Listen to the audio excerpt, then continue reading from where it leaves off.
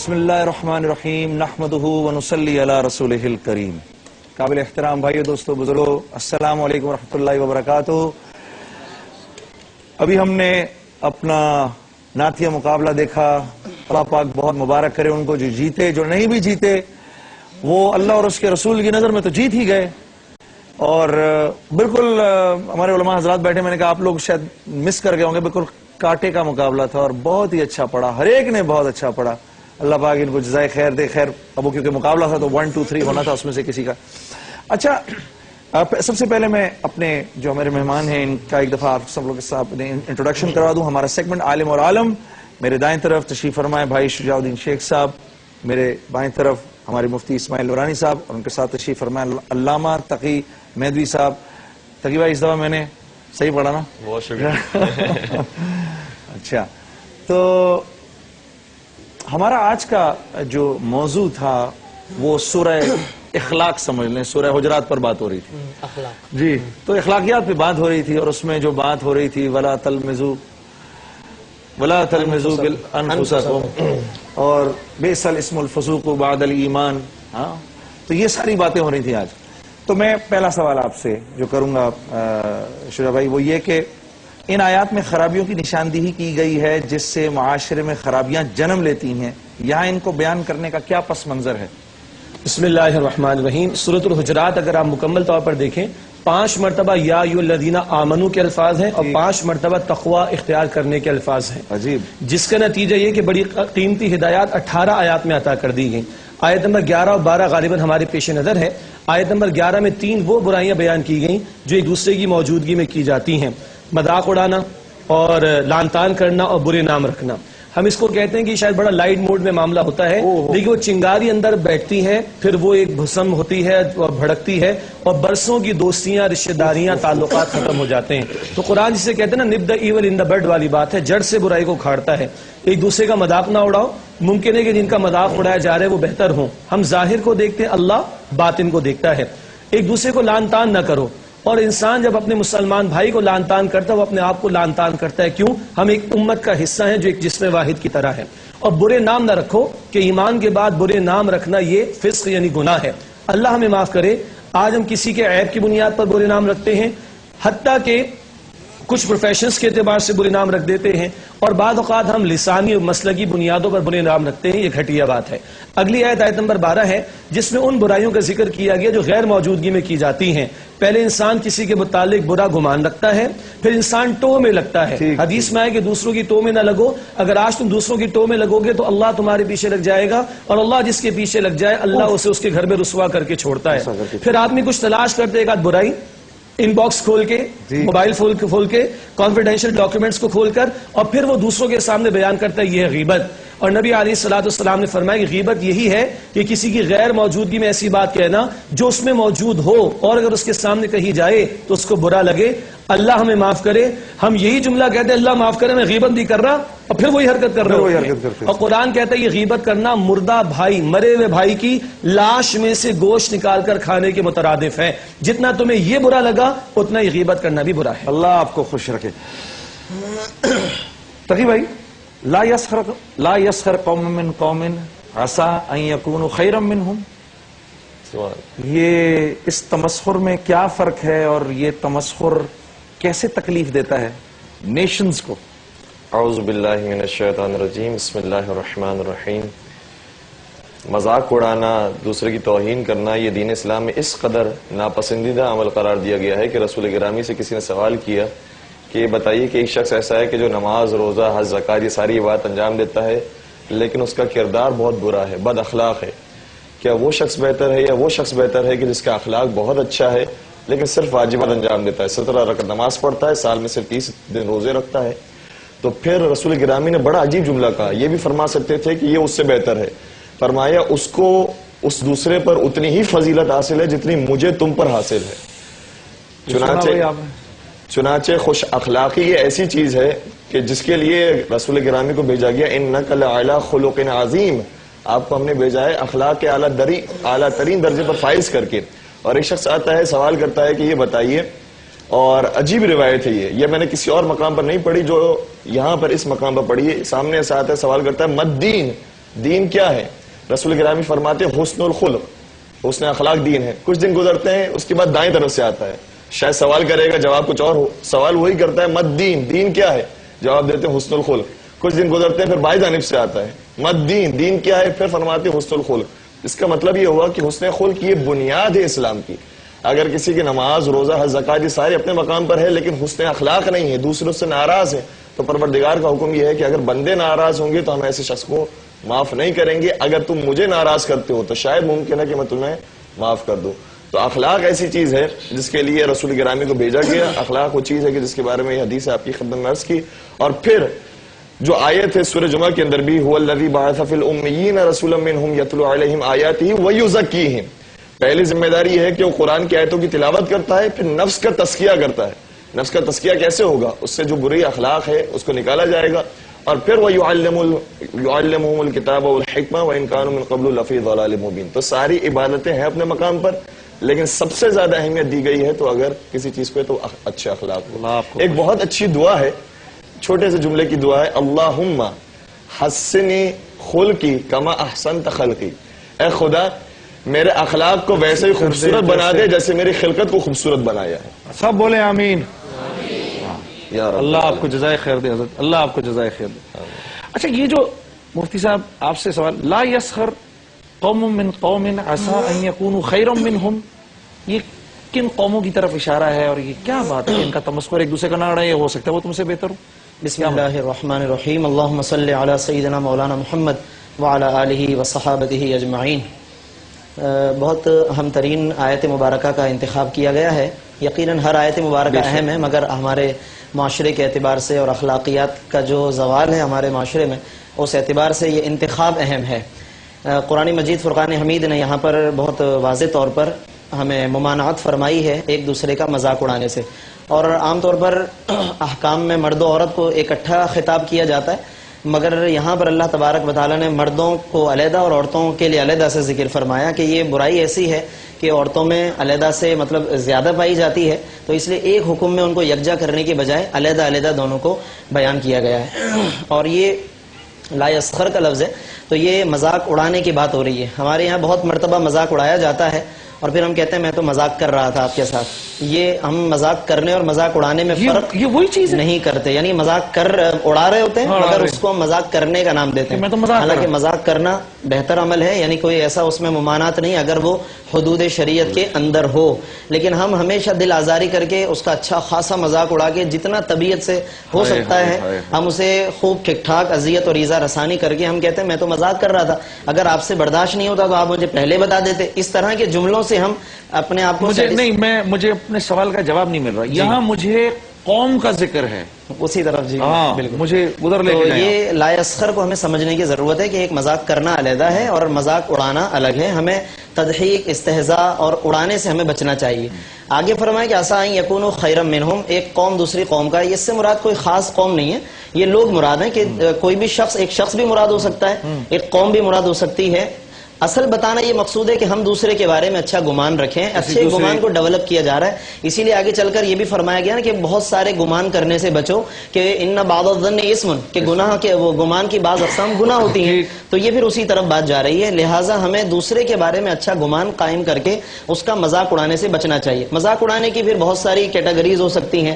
سب سے بدترین مذاق اڑانا تو معاذ اللہ وہ ہو سکتا ہے کہ جن قوموں نے، جن لوگوں نے انبیاء کرام علیہ السلام کا مذاق اڑایا، وہ سخریہ، مسخرہ، تمسخر کی بدترین صورت ہے. ان اقوام پر عذاب بھی آیا، اللہ تعالیٰ نے انہیں ہلاک فرما دیا. اسی طریقے سے پھر ان انبیاء کرام علیہ السلام کے جو ذریات طیبات ہیں، ان کی ازواج مطہرات ہیں جو ان پر ایمان لائی، ان کے اصحاب کرام ہیں، ان کا کوئی اگر مذاق اڑاتا ہے تو وہ بھی ظاہر ہے کہ اس ممانعت کے زمرے میں داخل ہے. کیونکہ عسیٰ ان یکونوا خیرا منہم، ایک اچھا گمان تو عام مومنین کے بارے میں، اور جو اللہ کے نیک بندے ہیں، اولیاء کرام ہیں، صحابہ کرام ہیں، ازواج ہیں، ذریات ہیں، ان کے بارے میں تو اچھا گمان رکھنا واجب ہے ہم پر، اور بلکہ گمان سے بھی بہت بڑھ کر یقین کے درجے میں ہمارے دلوں میں احترام رکھنا واجب ہے.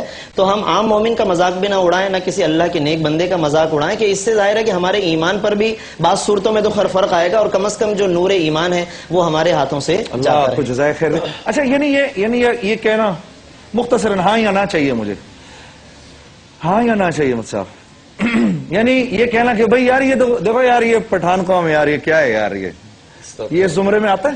اس زمرے میں بالکل آتا ہے. کسی کی پروفیشن، کسی کی قوم، کسی کی کنبے، کسی کی زبان، کسی کے علاقے، کسی کے مسلک کی بنیاد پر اس کو مذاق کا نشانہ بنانا، میں تو ایسے یہ ہی کہہ رہا زمرے میں ہوں، آئے گا. ایسے ہی کہہ رہا ہوں میں تو مذاق میں. اصل میں بات وہی ہے نا کہ ایسے نہیں کہنا چاہیے. نہیں، کیونکہ ایسے ہی کہتے کہتے بہت کچھ ہو جاتا ہے، پھر وہ پھٹتا ہے، وہ کہتا ہے تم نے مجھے یہ کس بنیاد پر اسٹارٹ ہی نہیں لینا چاہیے. اسٹارٹ نت ایون ان دا بیڈ والی بات میں نے کہا نا، جڑ سے اکھاڑ. اور یہ جس طریقے سے ہمارے یہاں پاکستان میں میمنوں کو بھی کچھ نہ کہیں. بالکل ہمارے یہاں یہی مسئلہ ہے.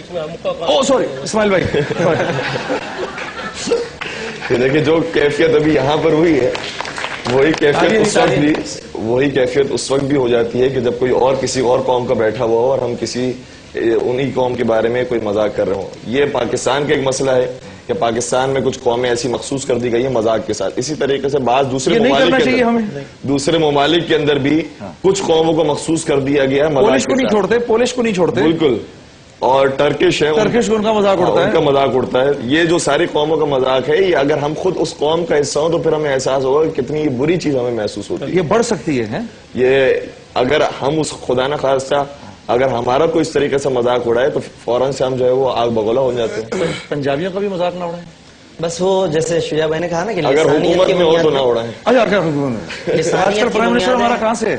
صوبائیت، لسانیت، قومیت یا کوئی بھی ایسا عنوان ہے تو ان بنیادوں پر ویسے مطلب مذاق اڑانا قرآن مجید نے مطلقاً منع کر دیا. عنوان کوئی نہیں بتایا، بس فرمایا مذاق مت اڑاؤ. تو اس لیے مذاق اڑانا نہیں ہونا چاہیے. کوئی بات کرنی ہے تو سنجیدہ انداز سے، مذاق اڑانے کی نیت سے نہیں. کسی بات کو بیان حقیقت کے طور پہ ہم نے، وہ بھی کسی کا نام لیے بغیر مجموعی طور پہ، لیکن کسی قوم کا نام لیا، کسی بندے کا نام لیا تو یہ غیبت کے زمرے میں جب جائے گا تو یقیناً پھر یہ گناہ کا باعث بنے گا. اللہ خیر دے. میرے عزیز دوستو، کسی قوم کا نام لے کر یہ پٹھان، پنجابی، بلوچ، سندھی، مہاجر اور یا بنگالی یا فلاں، یہ نہیں کرنا چاہیے. ہر قوم میں بڑے اچھے اچھے لوگ موجود ہیں. اللہ پاک نے، بلکہ اچھے لوگ زیادہ موجود ہوتے ہیں. ہاں، اور اچھے لوگ زیادہ ہوتے ہیں. اور وہ کبھی کبھار ہم یہ کرتے ہیں کہ ہم بولتے رہتے ہیں، وہ جمع ہوتا رہتا ہے بارود کی صورت میں پھٹتا ہے. ایک دن بارود کی صورت میں پھٹتا ہے. اس کو بات بری لگتی ہے. اور تو اس لیے بھائی خاص طور پہ اور اس بات کا خیال رکھنا ہے کہ میں پٹھان ہوں تو خبردار پٹھانوں کو اگر کسی نے کبھی کچھ کہا. ایک بریک لیتے ہیں، بریک کے بعد پھر ملاقات ہوگی.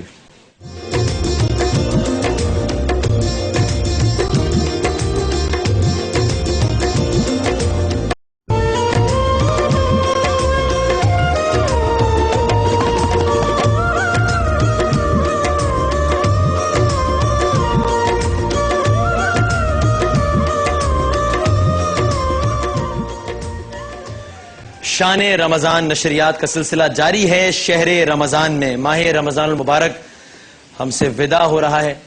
کچھ ہی دن رہ گئے. کل انشاءاللہ شب قدر کے عنوان سے، جو جس کو طاق راتوں میں تلاش کرنے کا کہا گیا ہے، ایک عظیم الشان محفل ہوگی جس کا آغاز انشاءاللہ رات 9 بجے ہو جائے گا. یعنی ابھی ہم افطار کی نشریات کریں گے 3:30 پر. اس نشریات کے اختتام کے بعد وہ نشریات اختتام پذیر ہوگی اذان مغرب پر، جس کے کچھ ہی دیر بعد ہم رات 9 بجے کل ایک بار پھر آپ کی خدمت میں حاضر ہو جائیں گے انشاءاللہ. سیگمنٹ ہے ہمارا لہن عشق، ہماری شان سحر نشریات کا وہ سیگمنٹ جس کے متعلق آپ ہمیں بہت فیڈ بیک دیتے ہیں، اپنی رائے دیتے ہیں، اپنی خواہش کا اظہار، اپنے فرمائشوں کا اظہار کرتے ہیں.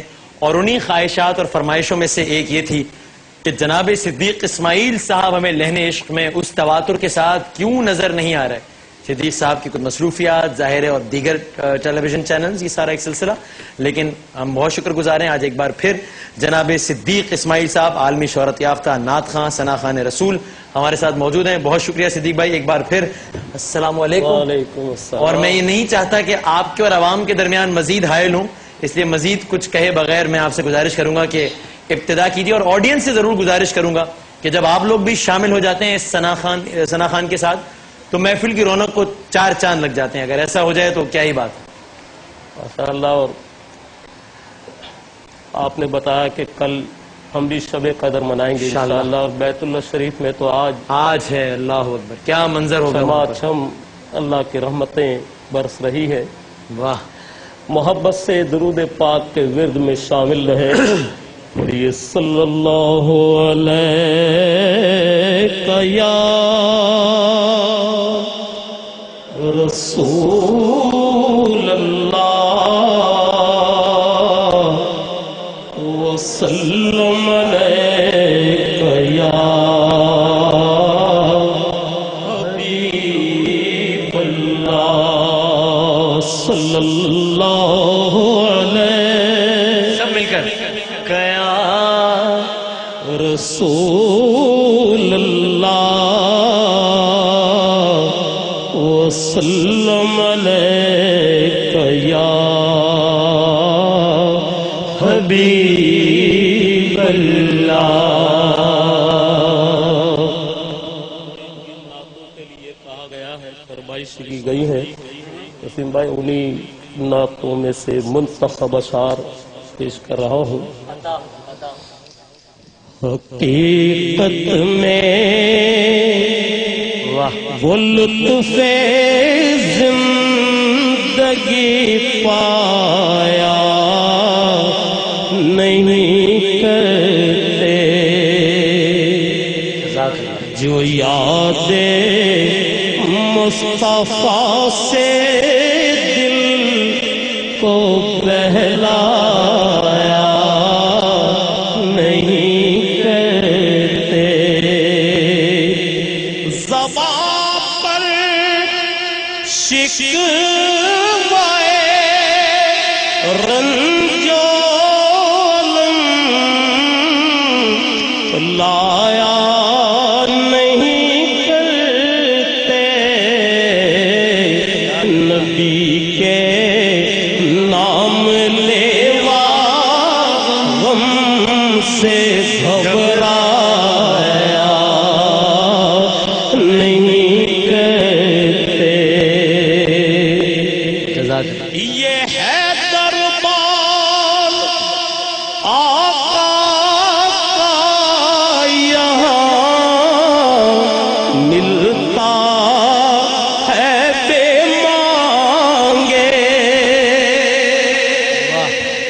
بے شک میں اگلا پڑھتا ہوں انشاءاللہ.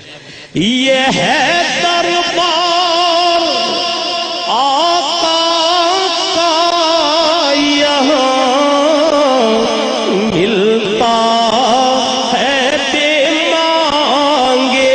یہاں ملتا ہے بے مانگے. ارے ناداں یہاں دامن کو پھیلایا نہیں کرتے. ارے ناداں یہاں دامن کو پھیلایا نہیں کرتے. ارے نا سمجھ قربان ہو جا ان کے روزے پر. یہ لمحے زندگی میں بار بار آیا نہیں کرتے. ایک کنترا میں بھی اس میں سعادت حاصل کرنے کے لیے یہ دربار محمد ہے یہاں ملتا ہے بن مانگے. یہ میرے لیے سعادت ہے کہ میں صدیق بھائی کے قدموں میں بیٹھ کے یہ کلام پڑھ رہا ہوں. یہ دربار محمد ہے یہاں ملتا ہے بن مانگے. ارے ناداں یہاں دامن کو پھیلایا نہیں کرتے. ارے ناداں یہاں دامن کو پھیلایا نہیں کرتے. محمد مصطفیٰ کے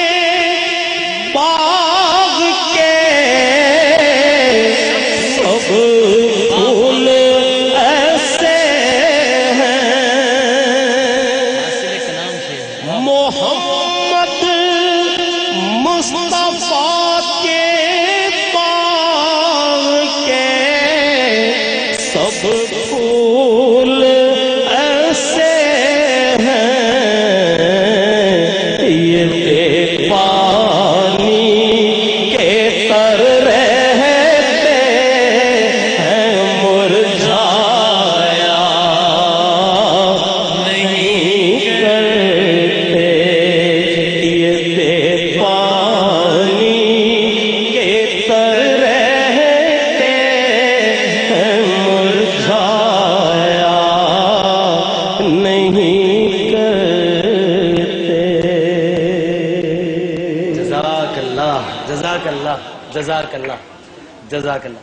صدیق بھائی، ہمارے پاس ہے تقریباً 5 منٹ، جس کے بعد چونکہ لاہور کا ٹائم چیک ہے ہم نے بریک پہ جانا ہے۔ بہت ساری فرمائش ہے، لو مدینے کی تجلی سے لگائے ہوئے ہیں، سبحان اللہ۔ اگر یہ کلام پیر نصیر الدین نصیر شاہ صاحب رحمت اللہ علیہ کا یہ بڑا خوبصورت کلام ہے۔ وَرَفَعْنَا لَكَ ذِكْرَكَ کا تصور لے کر ہم نظر گنبد خضرا پہ جمائے ہوئے ہیں، اللہ مدینے تجلی سے لگائے ہوئے ہیں، اللہ مدینے کی تجلی سے لگائے ہوئے ہیں،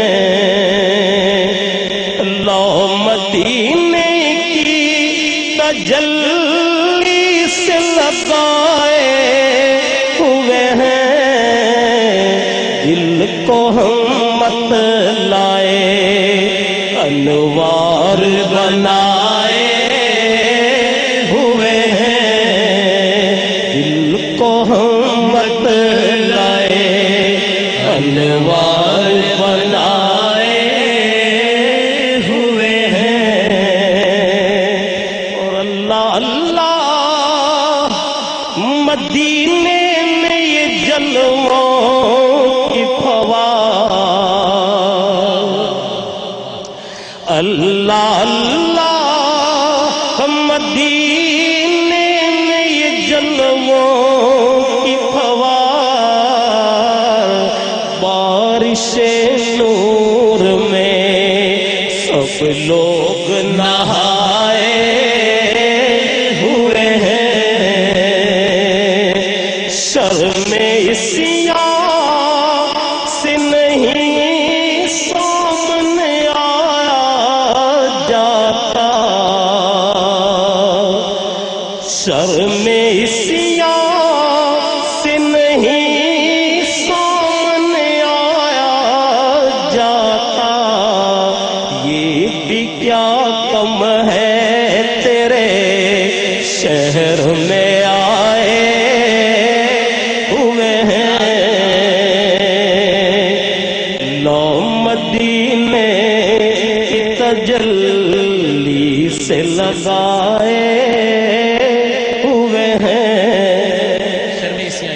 شرم سیاہ سے نہیں سامنے آیا جاتا، یہ بھی کیا کم ہے تیرے شہر میں آئے ہوئے ہیں،